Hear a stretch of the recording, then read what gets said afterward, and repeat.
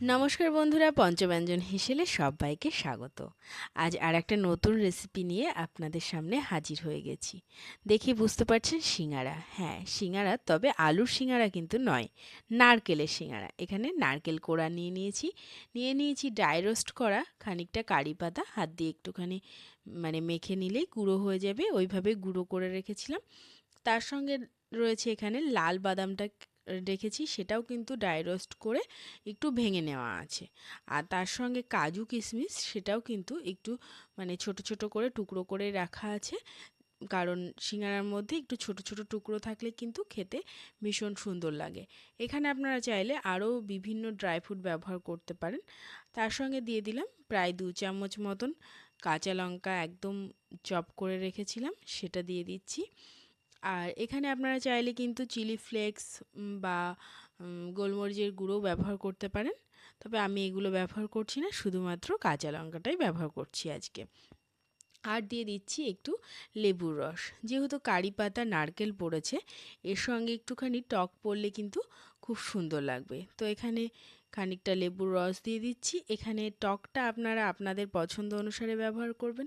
যারা একেবারেই টক পছন্দ করেন না, তারা চাইলে এই লেবুর রসটা কিন্তু স্ক্রিপ্টও করতে পারেন। তারপরে দিয়ে দিচ্ছি পরিমাণ মতন একটু চিনি, কারণ এটার পুরটা কিন্তু টক ঝাল মিষ্টি সবটাই কিন্তু স্বাদ থাকবে। তবে চিনি খুব বেশি লাগবে না, যেহেতু নারকেল, সেহেতু চিনিটা অল্প পরিমাণেই প্রয়োজন হবে। তারপরে দিয়ে দিচ্ছি লবণ পরিমাণ মতন। এবার সমস্ত উপকরণগুলোকে আমরা খুব সুন্দরভাবে মিশিয়ে নেব। আর মাখার সময় অবশ্যই একটু প্রেস করে করে মাখবেন, তাতে পুরটা ঝুরঝুরে ভাবটা কমে যাবে এবং পুরটা ভরার সময়তেও তাতে সুবিধা হবে। এবার পুরটাকে মেখে নিয়ে খানিকক্ষণের জন্য রেখে দেব। আর সেই ফাঁকে আমরা সিঙ্গারার যে বাইরের কোটিংটা, সেটার জন্য ময়দাটাকে মেখে নেব। এখানে ময়দাটাকে নিয়ে নিয়েছি, ময়দার মধ্যে দিয়ে দিচ্ছি পরিমাণ মতন সাদা তেল। তো এখানে কিন্তু লুচি বা পুরির থেকে কিন্তু একটু বেশি পরিমাণে তেলটা প্রয়োজন হবে। দিয়ে দিলাম পরিমাণ মতো নুন এবং সামান্য পরিমাণ খায় সোডা। এবার বেশ সুন্দরভাবে কিন্তু ময়ামটা দিতে হবে।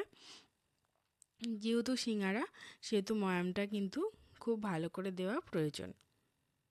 তারপরে নর্মাল জল দিয়ে আমরা ডোটাকে বেশ সুন্দরভাবে মেখে নেব।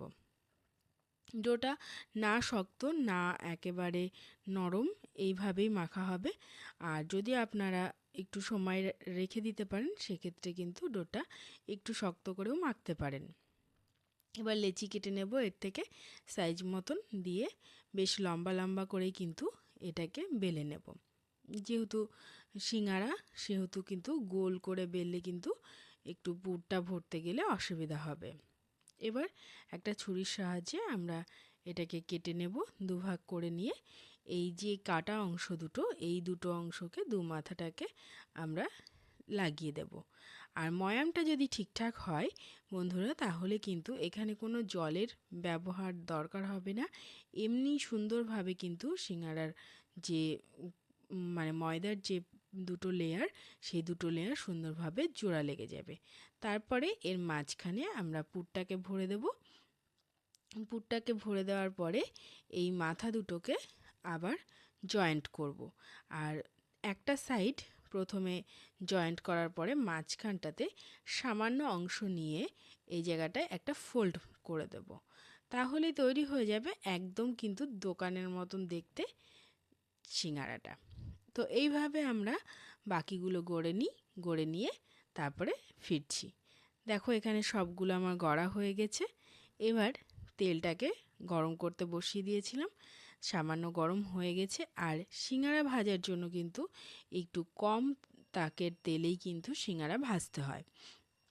তো অল্প হিটেই কিন্তু আমি নারকেলের সিঙ্গারাগুলোকে ছেড়ে দিচ্ছি, এবং প্রথম অবস্থায় হিটটা দেওয়া পর্যন্ত জোর হিট থাকবে। তারপরেই কিন্তু একদম সিম হিটে কিন্তু সিঙ্গারাটাকে ধীরে সুস্থে ভাজতে হবে। তাহলে কিন্তু কোটিংটা একদম দোকানের মতন সুন্দরভাবে খাস্তা হবে। তো দেখুন, অনেকটা কিন্তু আমার হয়ে গেছে, আর পুরো আঁচটাই কিন্তু সিম হিটেই কিন্তু রয়েছে। এবার এইভাবে উল্টে পাল্টে সময় নিয়ে ভাজতে থাকতে হবে। ব্যাস তাহলে কিন্তু সুন্দর সিঙ্গারা আমাদের ঘরেই কিন্তু তৈরি করা একদম সম্ভব হয়ে যাবে।